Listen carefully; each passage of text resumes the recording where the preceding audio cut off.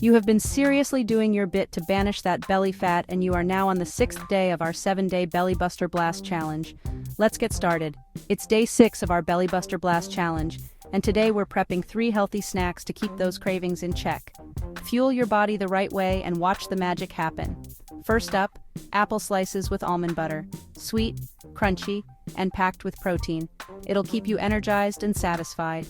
Next, let's slice some carrots and pair them with creamy hummus. Perfect for a savory bite that's light yet filling. Finally, grab some Greek yogurt and sprinkle in a handful of fresh berries.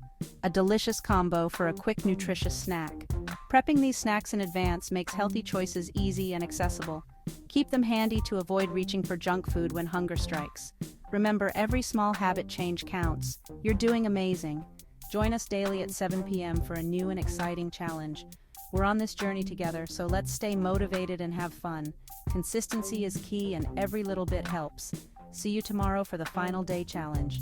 Tune in for sure, as we will share the recipes that we gave earlier today after our final day challenge.